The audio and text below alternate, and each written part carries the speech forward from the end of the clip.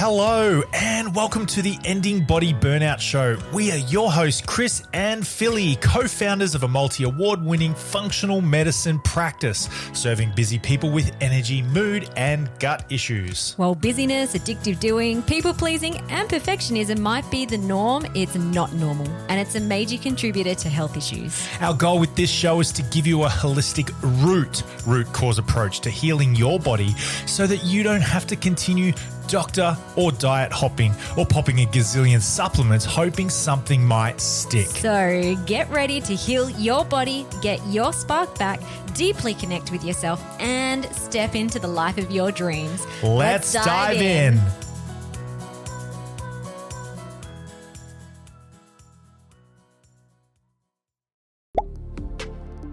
Hey guys, welcome to this episode of the Ending Body Burnout Show. We're excited to have a chat to you. Hi, today we're going to talk about the M.E.S.S framework.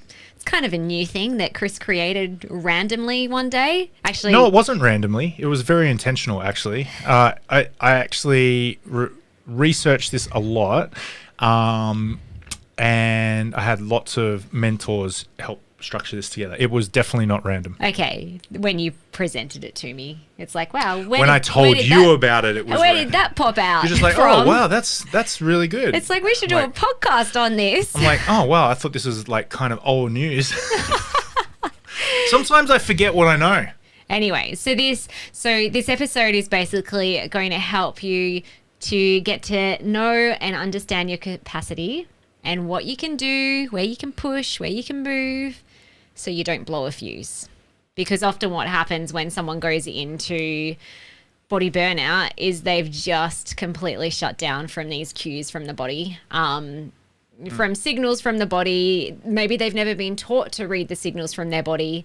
And essentially this becomes a rapport issue. So in our practice when we work with clients, we're at the very foundation helping them to rebuild rapport and trust with themselves. And that looks like lots of different things. One of the main things is really developing new unconscious core beliefs about self, because once you believe that you are worthy, wonderful, enough, awesome, then automatically it's safe to be you. There's trust in the body.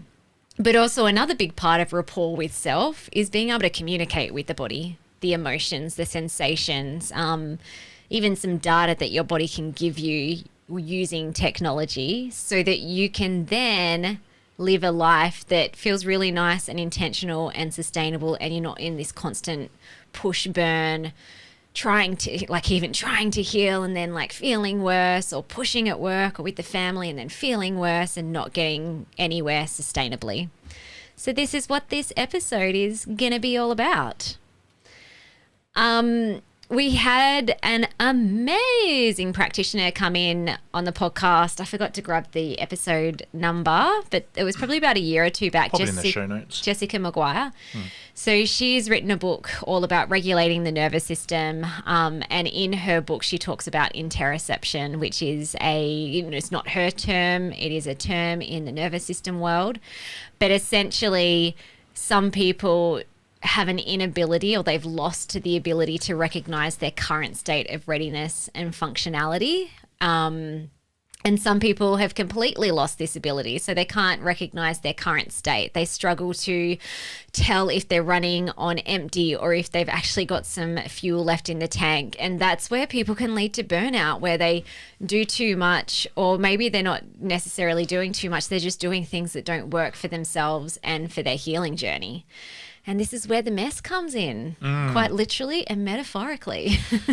Yeah, like it's like coming into a messy space and it's being unable to find something that you need. Like you need to find your keys or something like that. And they're buried somewhere under a pile of clothes or papers, right? And just like random stuff. And you're scrambling, you're stressed, you can't find what you need when you really need it. And that's what it's like when you've lost rapport with yourself. So as we go throughout any one of our days and we're living life, we need resources. We need access to resources like time, energy, money, the right words needed sometimes, support, et cetera, et cetera, et cetera. When we're in a mess internally, we can't find these resources. We can't access them.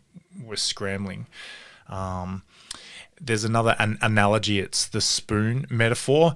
This was brought to my attention in the middle of a group root cause coaching call once, and someone randomly put into the chat. Well, it wasn't randomly. They wrote, "It's like spoons." I'm like, we use the term batteries. So when we talk about energy and building up energy and also understanding how much energy input and output you're getting, we use the term battery. So the spoon was like thrown in there. It's just like, what? Yeah, I did. At the time I didn't get the spoon thing, and then someone said, "Oh, you haven't heard of the spoons, Chris?" And I'm like, "No, haven't heard of the spoons." And so spoons is basically, it's kind of like a metaphor, kind of like batteries. Healthy people people who aren't burned out, they seem to have an infinite supply of spoons, right? They can get anything done. They function effortlessly, easily in seemingly any scenario or context, and they've got energy to spare. But when you're burned out or you're depleted, you feel like you've used up every single one of your spoons just to get up in the morning, right? And when you're so depleted, seemingly innocuous challenges, they can feel like a massive overwhelm. Your challenges are up here, your capacities down here, so you're overwhelmed. Things that wouldn't normally phase you might suddenly feel impossible, and you blow a fuse. You're under attack. Life seems and feels really unsafe. Yeah. Do you have anything to add? No. That's Any questions? good. Yeah, cool. I think it's just really important, this is what we're getting into now, is recognizing how many spoons or batteries you have at any given time. Like we see this, actually I was talking to a client recently and she really wanted to get into exercise. She's like, "Oh, I've put on some weight and this isn't feeling very good. And I want to get back into exercise." And she started going to the gym at 5 a.m. in the morning, or maybe it was 6:30. I can't remember. It was early in the morning. So waking up early to get to the gym, trying to do it every day for 1 week, and then crashed and burned. Yeah. And in our one-on-one session, I actually put up like some slides I have on the batteries, or, we're using the spoon analogy, and worked out how many batteries or spoons she had at the start of the day. I can't remember what it was. It might have been 14 or something. And then adding up all the things that she did during the daytime, including a pretty high stress job, which is multiple hours. And she was going to bed every night with negative batteries, and then trying to add a morning exercise on top of all of that. And so when we looked at that, actually on the same day, I used this principle for a few clients. Another woman was not sleeping well at all. So she was basically waking up with 7 batteries and using up 20 or 30 throughout the day. And then from a healing point of view, it's like it's impossible to heal and to get improvement and continual progress that is sustainable if you're not being aware of how many batteries you're using and how many you're putting out or putting back into the tank. Yeah, it's this is kind of like gold at the moment. The economy used to be based on how much gold we actually had. Banks operated based on gold and all this sort of stuff. I'm not an economist. Really can't dive deeper into this analogy, but it used to be based on gold, and then somewhere around XYZ amount of years ago they stopped basing it on gold, and it was just about like how much notes and blah blah blah blah blah, and there was economy crashes and things like that, depressions and stuff. And that's what happens with us when we don't base our activity and our output based on the gold, the spoons, the batteries that we have. We go into a crash. And it's variable. It's not going to be the same all the time. Some of our clients might wake up and they've got like a whole drawer. They've got a whole drawer of spoons, like nice little crystal kind of ones. Well, this right? is like, if we want to get geeky around it. So when I'm coaching a client around this, if you're having, for every 1 hour of good solid sleep, you're waking up with you're using spoon. I'm just using battery because that's the terminology that I use. A battery-operated spoon. A battery-operated spoon. A client will accumulate 3 batteries. So, for example, if I have a great night's sleep, I usually sleep about 8 or 9 hours a night. It's the best. So what's that? 8 times 3 is... No idea. 8, 16, 24. So we're a health waking up, podcast, not a math podcast. Waking up with 24 batteries, and also for every 30 minutes of restorative practice during the daytime. That might be a nap. It might be lying down on the grass and, lying in the sun. Yeah. It might be deep meditation or like a really restorative breath work. Something that almost feels like you're asleep. So an example of what that would be going into a sauna. Although that can be relaxing and healthy and rejuvenating for people, you're still sweating out a lot of batteries. So you can get quite technical with how many batteries you start. So you said some people might start off with a full set of batteries or spoons. A full drawer. Harris scarf, Christmas present drawer. You've got all the spoons and the forks and the knives in the drawer. Whereas other people, so let's just say I had a crappy night's sleep. I got maybe 5 hours and it wasn't even quality. I'm waking up with 5 versus 24. And so a lot of people and so then there's also a method too of working out, looking at all the things you're doing throughout the day. Is it taking up 1 battery? That would be things that are like easier things to do. So for me, that would be a nice slow walk on the beach, listening to a podcast. Doesn't require a lot of energy, but I really enjoy it. Versus 4 batteries would be standing up on a stage or like doing a webinar with 100 people on live. That takes up a lot more batteries. And so you can get really strategic to work out how many batteries you're using up during that day. Yeah, look, this is the victim-slave mentality. You go back in history, thousands and thousands of years, slaves and the oppressors, right? We do this to ourselves when we're burned out. We say, I have to. I need to. I've got to. Bang, that's slave driver. That's slave driver stuff. You must. You've got to. And we go out there up Should Creek without a paddle. And I said should, Mum. And this is the victim mentality. We do things when we just don't have the capacity for. We get driven into self-slavery. Therefore, we're not like. We don't have rapport. Yeah, and that's where the broken rapport comes in. So when you don't trust yourself, you don't love yourself, you like deep unconsciously believe you're worthy and deserving, and you're out of touch with the signals from your body and your mind and your emotions, then you're going to get swept away with trying to do the things because you feel like you should be doing them. And usually it's because you're running away from the deepest fear you have about yourself, which is broken rapport. Boom. Yeah. So recognize how many spoons or batteries that you have, and also how many you're using up throughout the day. I'll pop in the show notes. This is for client access, but we do have a workshop specifically around this, energy versus time, and managing your energy in a really sustainable way so you can build up energy over time without burning up all your batteries. So for any clients in our Ending Body Burnout method, you can check that masterclass straight through the link. Yeah. All right. So let's just say you wake up. If you've got low rapport or no rapport with yourself, you've broken rapport with yourself, you don't realize, man, I actually have very little capacity right now. When you are broken rapport, you're not thinking about yourself. You don't care about yourself, like honestly, and you're not caring. There's no self-love.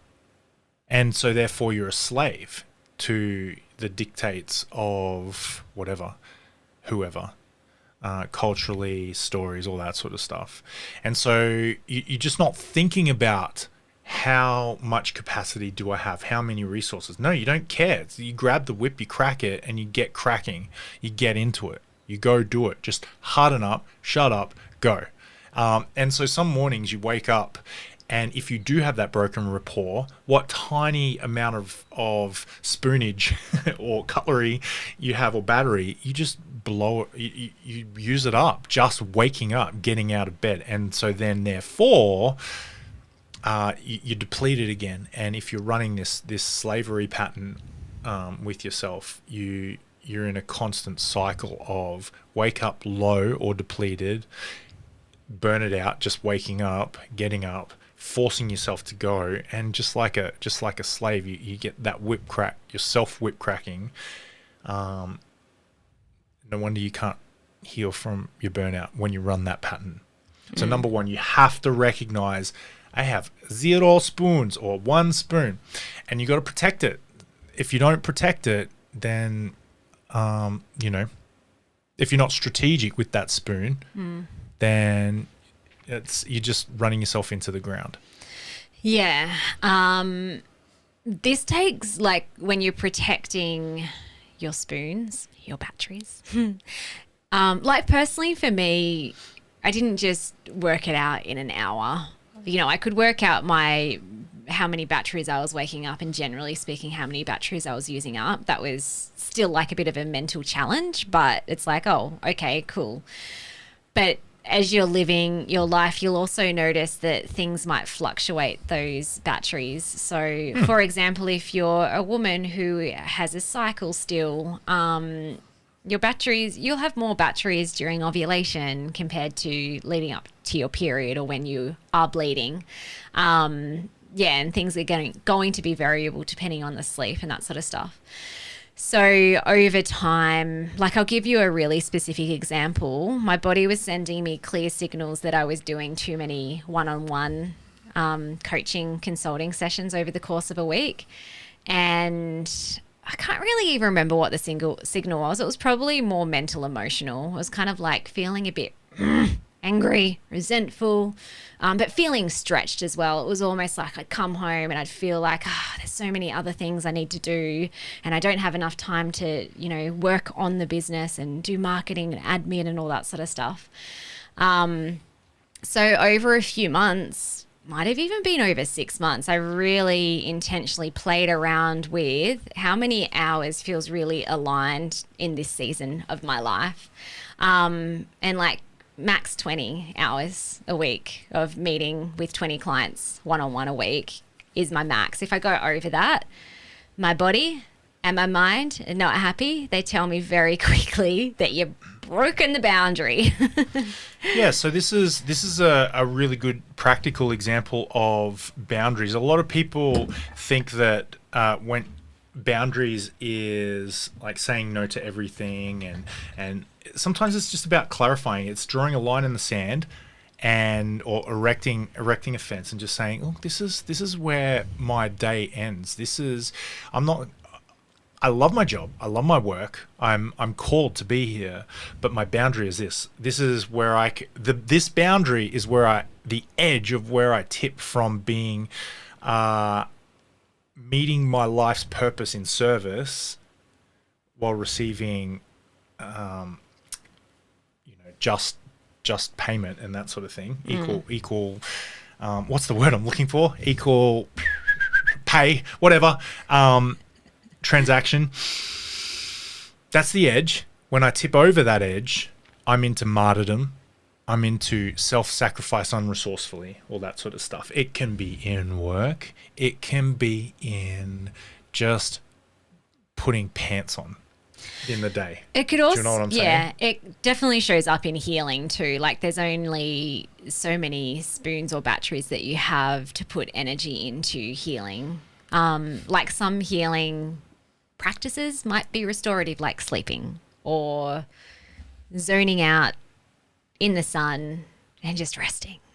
But, there's other things too where it's like, oh, well, okay, I also need to nourish my body. I want to nourish my body, so I'm going to have to cook. Also, when we have clients come to us for a coaching session, sometimes it can be challenging. And so if someone's at low capacity in that moment, we need to feel into that as well. And the person needs to feel into that, because sometimes it can deplete them. And if there's going to be a challenging coaching session, probably better to either like reschedule or to pivot to something more that is restorative, gentle, regulating. And that also might be you doing your own work where it's like, oh, I'm feeling some disturbance in my system. This is like, whew, taking a lot out of me, rather than plummeting onto the next thing, the next inner child healing or like trauma or whatever it is. It's like, pay attention to that too. Like, this is what we're talking about here as well, in that you need to pace your system, like your nervous system and that part of the brain that's constantly looking for danger, in order to create safety to be able to heal, especially when we're dealing with deeper patterns and wounds. So another acronym / metaphor is fuses, and you've got to recognize when your fuses are blowing. So sometimes we can feel charged up, vulnerable, exposed, under threat, zapped when our fuses blow on us. And this acronym fuses, it stands for frustrations, uncomfortable sensations, emotional situations. When we are in a really frustrating situation, experience of life, or when we have uncomfortable sensations or emotional situations, that in and of itself, that doesn't mean that those situations have to be a bad thing. We do a lot of belief work, and we examine underneath it. We look to see, all right, well, what am I trying to say here? There's a belief underneath. And so the reasons why your fuses are blowing is because of some sort of deep root cause. Okay, so that's under there. When these things happen in our life, it can feel chaotic, overwhelming, threatening, dangerous, unsafe, scary, all that sort of stuff. It's a real mess. And so I don't want to go in. We've done this heaps of times about beliefs underneath the behaviors that we do.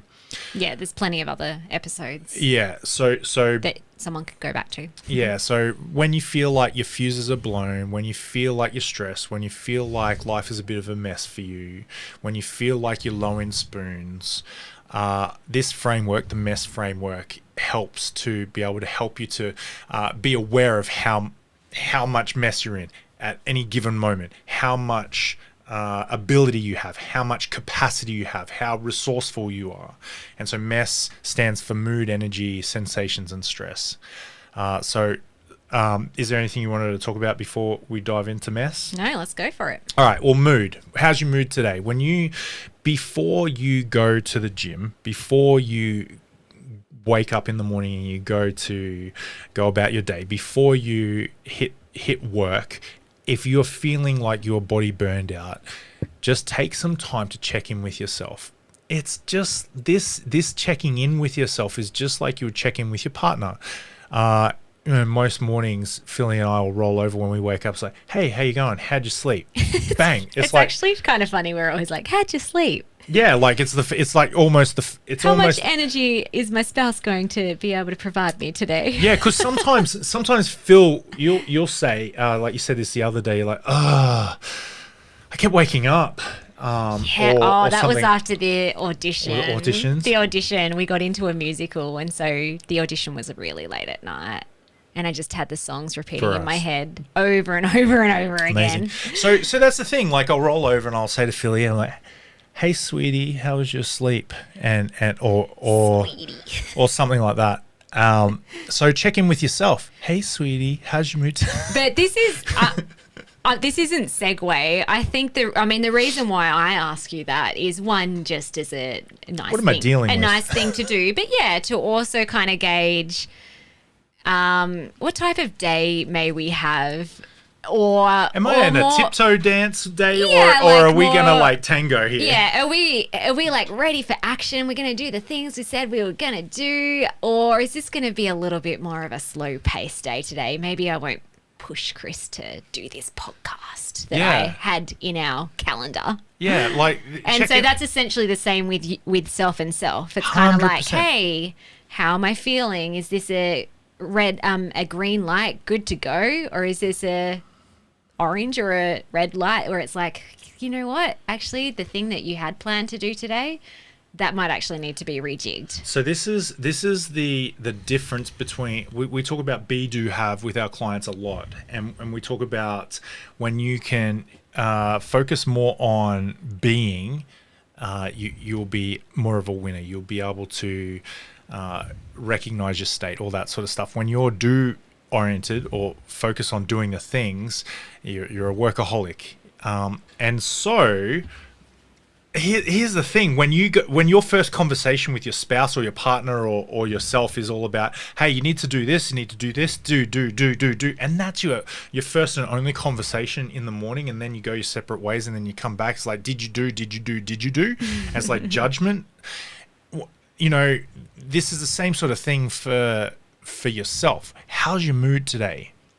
How are you being? How are you feeling? Are you feeling optimistic, hopeful? Light, heavy, low, high, irritable, flat, disconnected? Like, you don't need to explain it or even Justify it. Justify it. Yeah, it's just you just need to take a notice. photograph. It's like on Google Maps when you drop a pin. It's like, this is where this location is. So you're dropping a pin in your current location for your mood. And it can even be useful to scale it too. So 10 out of 10, let's say 10 out of 10 is great. 1 out of 10 is not so great. Yeah. Or bad, crap. I always number so it. if you're like 10 out, wake up. Yeah, birds are chirping, sun is up. I'm so excited about 10 out of 10. 1 out of 10 would be like, I don't even know how I can do today. I feel so crap. Yeah. It's just kind of like when you can number it and you've got a bit of a scale, then it also helps you to, it helps with interoception essentially. It's kind of like if I was to scale this in terms of my scale of moods or where I would like to be if I haven't felt like 10 out of 10 for a long time, this is what 1, 2, 3, 4, 5, 6, 7, 8, 9, 10 would look like. Same with energy, sensations and stress. Okay, two things. Number one, I had some clients who would just say to me, Chris, this is subjective. Like, I didn't even know, like, what are you even talking about? Like, mood, like, what's that look like? I'm like, well, number one, person, you seem to not be in connection with yourself. So therefore, let's meet you where you're at. Let's train that. I used to do that as part of my service as a personal trainer, is help people to rebuild rapport with themselves. Number two, I used to track this in a numbers spreadsheet on my Mac, and there was a little algorithm that I could chuck in there that I'd make it go red, yellow, green.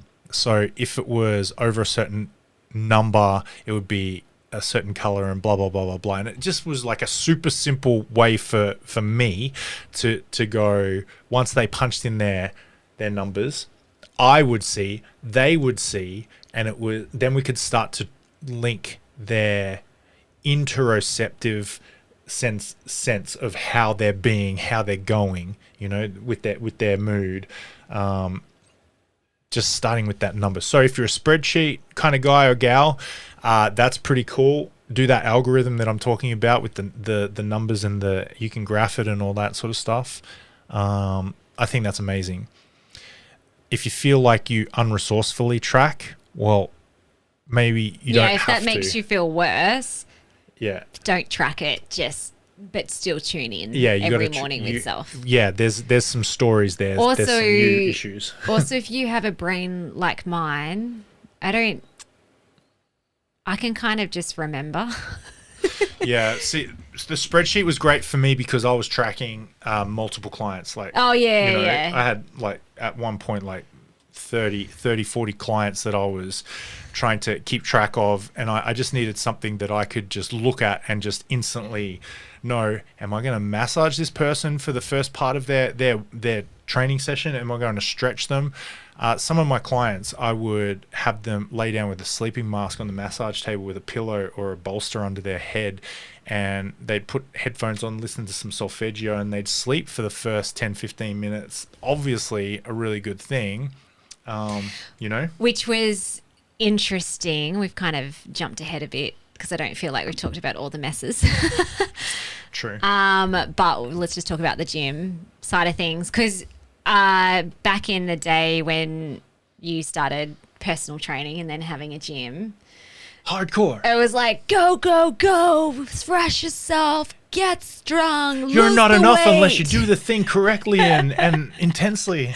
And this is obviously before we did all our own personal development work. Yeah.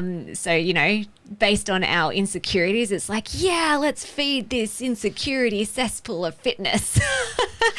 But then as you, and then later on I progressed to, it's just like, this is not helping people. In fact, this is burning people out. Why are all these people getting injured and putting on weight? And getting fatter. And then, you know, this is when I'm getting into functional Holding medicine. fluids. It's like, oh, that makes a lot of sense. They're all stressed out of their head. How nothing's going to function well when cortisol's charging through their body.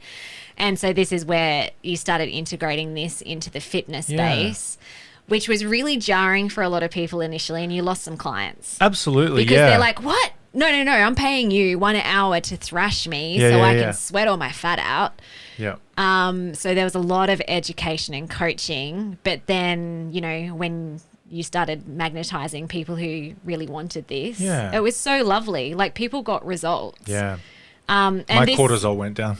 and I loved going to the gym then too. I'm like, yeah, do I get a massage today? Maybe if I jig my scores and say, yeah, my sleep and my mood's really low, Chris, and I got a lot of pain. Can you just massage me for an hour? Look, some people would come to us real messy at the start. You know, mood, energy, sensation, soreness, stress. It would be real messy at the start, and then eventually they could, you know, do their own internal, like you talked about. You don't need a spreadsheet. You can just kind of work it like in your just head. an internal gauge. So could they. Like, they totally could do it. They didn't need my fancy spreadsheet and blood pressure monitor and heart rate variability thing to tell them what they already knew. Great. Guess what? You just leveled up. That's what I would say. You know, and so that's exactly what happened. And some of my clients who trained with me like 10, 15 years ago would be thinking, you never did that with us. I'm like, yeah, I didn't. But I'm sorry for that. Yeah. But I've evolved I'm and not grown. sorry. I'm not sorry. But I definitely, Well, you. I grew. It's like I can't be sorry for something I didn't know. you only knew what you knew. And Exactly. you were doing the best that you could. Let's move to energy. Energy is another thing. Like, I'll say to you, sweetie, how'd you go? How'd you sleep? What's your energy level like? And that's what I did with my clients. Do they feel charged? Do they feel ready to go? Or are you dragging yourself through the day? Are you running on a one battery, one spoon kind of thing? Did you sleep all right last night? You're running on fumes, or you're good to go? And I would say the majority of my clients would be good to go in some way, shape, or form. And they just needed a little bit of a something at the start of their session just to warm up, get primed, ready to go. However, I had some of my clients, they would come to us. I'm thinking of one client in particular who had some stuff going on with their energy. Chronic fatigue, mitochondrial stuff. And it was a real work just to put pants on in the morning and to turn up to the gym and to walk from the car through the door to the back where we sat down and did all the M.E.S.S scores. And the workout was sometimes go for a walk out to the letterbox, take a couple of deep breaths as you walk. That was an hour's work. That was where they were for that time of their life, and we trained from there. So M.E.S.S is all about, all right, what have I got in front of me? What's my M.E.S.S like? How can I get started? It's like, be where you are, not where you're not. You are where you are, and you're not where you're not. So you get what you get, and you've got what you got. That's where that saying that I say all the time kind of landed for most people. Anything else on energy? Just go through the M.E.S.S so that we can be a bit more structured. Sensations. So what sensations are you noticing in your body? Is there tension in your shoulders, not in like your hips or pain somewhere? You know, do you even have like a metaphorical sensation, like a not in your stomach or a gut feeling something's off? Menstruation. I actually, for my female clients, I also tracked menstruation as well. I had a plus or minus on there too. So I knew when my clients rocked up at the gym and they ticked the I've got my period. I'm like, great, good to know, awesome. So we're not doing certain stuff, and that was really powerful for me to know as a exercise professional. If it's important for me, it could be important for you just to notice, not judge, just notice. Stress is the last S in M.E.S.S. What's your stress levels? Are you calm? You feeling grounded? Or are you feeling wound up, on edge, reactive, all that sort of stuff? Just have a simple check-in using these M.E.S.S things. You can graph it or whatever if you want to. Or like Philly says, you can do it all in your head. Yeah. There's also, you can use external measurements too, like blood pressure, heart rate variability. People have a lot of people have the Aura ring or the special watch. I don't, which is why I don't know the terms. You can even use the apps on your phone, on your smartwatch, all that sort of stuff. And I think the apps are good if you struggle to tune in internally as a starting point. But I think you grow out of it. It's a beautiful skill to organically just be able to tune in with yourself and know where you're at. So Chris was using the gym, I guess, really as an example of specifically how he used this with clients. But essentially it's applied daily as well. So I'll go back to not having a great sleep the other night. My plan for the next day was to have a sauna and go for a walk, as well as other stuff, some work things and some family things. And when I woke up, I'm like, yeah, my batteries, they're a lot lower than what they usually would be. I'm going to have to take some things out. Like, I actually want to take some things out because I know that if I do all of this, I'm going to feel worse, not better. So I intentionally decided not to do a sauna. I also, instead of going for a walk, I switched that to just a really gentle somatic regulation, rolling around on the ground for half an hour.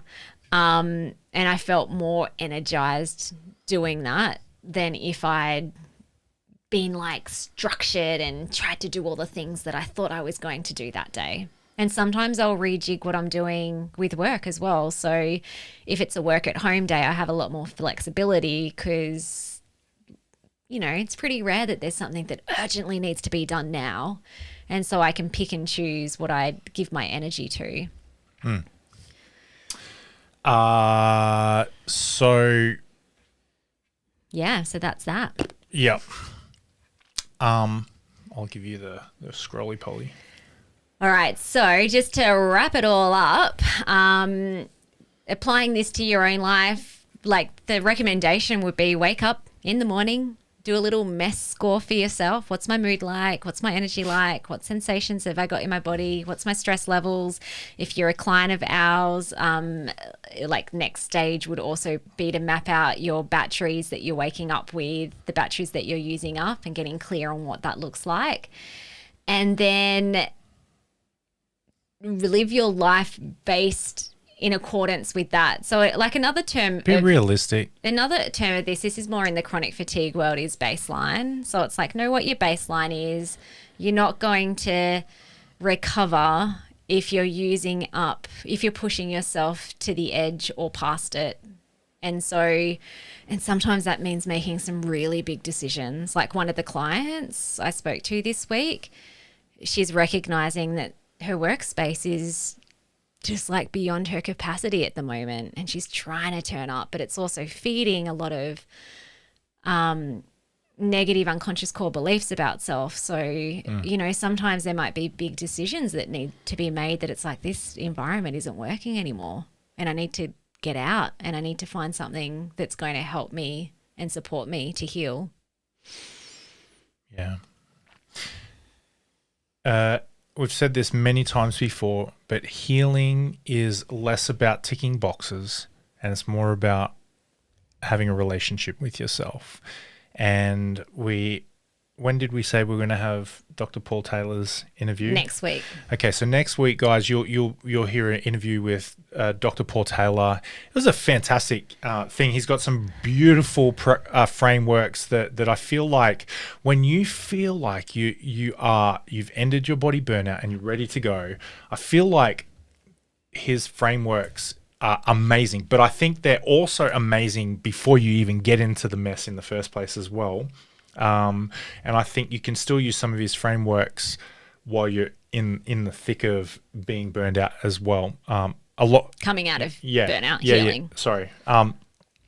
So what the point of this episode is number one, where are you now? How are you now? Roll over and either say to your spouse or yourself, how you going, sweetie? How you going, love, mate? What's cracking? How are you? And when you know your level, when you know how messy you are right now, then you can build on it. But when you have no concept of how you are going on guesswork and fluking it.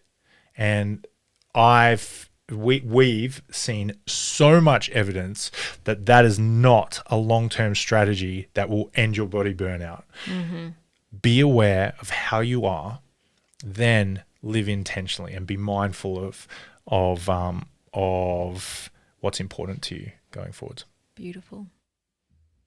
Catch you on the next one. Thank you so much for listening. We so appreciate you. If you'd like to give us extra smiles, drop us a review and spread the love by sharing this episode. You can also rate your own state of burnout and the root cause contributors by taking our Ending Body Burnout Assessment on our website. And if you're interested in learning about our group or one-on-one Ending Body Burnout programs, shoot us a DM via Instagram or Facebook. Have the best day ever.